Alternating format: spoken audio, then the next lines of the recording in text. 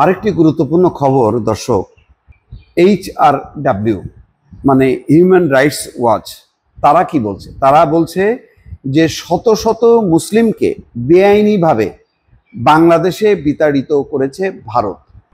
তাদের দুইটা অপরাধ, একটা হচ্ছে বাংলা ভাষাভাষী, আরেকটি হচ্ছে মুসলিম। অর্থাৎ চরম একটা মানে বর্ণ বিদ্বেষী, ধর্ম বিদ্বেষী সাম্প্রদায়িক সরকার যে ভারতে এই মুহূর্তে, সেটা রীতিমতো প্রতিষ্ঠিত হয়েছে অনেক আগেই।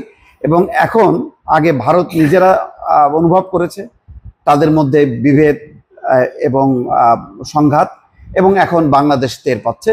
কারণ আগে শেখ হাসিনা যতদিন ক্ষমতায় ছিল ততদিন অন্তত শেখ হাসিনা যেহেতু তার অনুগত, তখন শেখ হাসিনা সরকারকে সে ডিস্টার্ব করেনি।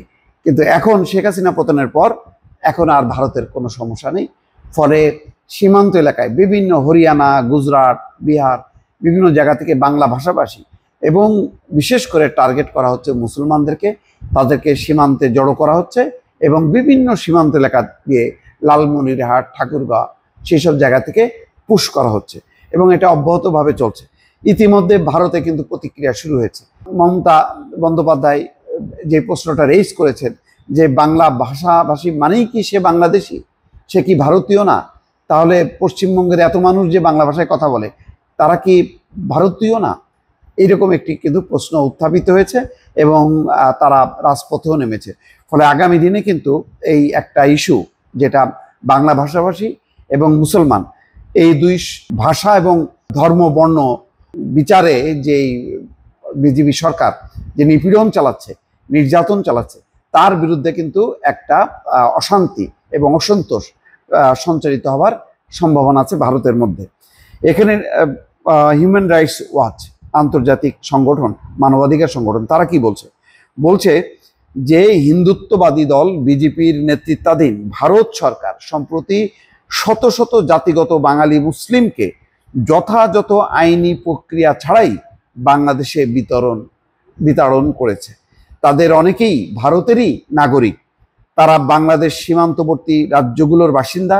অবৈধ অভিবাসী অভিযোগে বাংলাদেশে ফেরত পাঠানো হচ্ছে তাদেরকে, বা পুশিন করা হচ্ছে।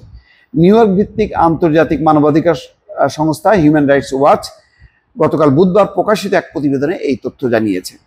চলতি বছরের মে মাস থেকে হিন্দু জাতীয়তাবাদী ভারতীয় জনতা পার্টির সরকার বৈধ অনুমতি ছাড়া লোকজনের অনুপ্রবেশ ঠেকানোর অজুহাতে জাতিগত এসব বাঙালি মুসলিমকে বাংলাদেশে ফেরত পাঠানোর অভিযান জোরদার করেছে। HRW বলছে এই ধরনের বেআইনি বিতরণ অবিলম্বে বন্ধ করা উচিত।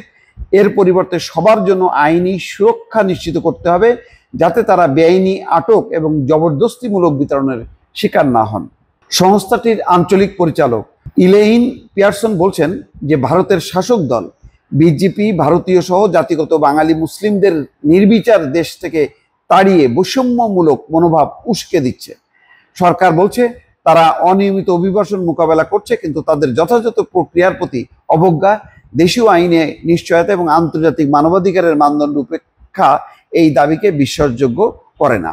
তো দর্শক দেখেন পরিস্থিতি কি, হয়তো বহুকাল আগে একসময় বাংলাদেশে থাকতেও পারে, তো সেটা তো আইন দ্বারা নির্ধারিত হয়ে গেছে যে তারা এখন ভারতীয়। তারা তাদের আধার কার্ড, তাদের পাসপোর্ট, সব কাগজপত্র থাকার পরেও তারা এই যে পদক্ষেপ নিচ্ছে, এটা বাংলাদেশ এবং ভারতের মধ্যে যে একটা বন্ধুত্বের যে সম্ভাবনাটা, সেই সম্ভাবনাটা কিন্তু আরো নষ্ট করে দিচ্ছে।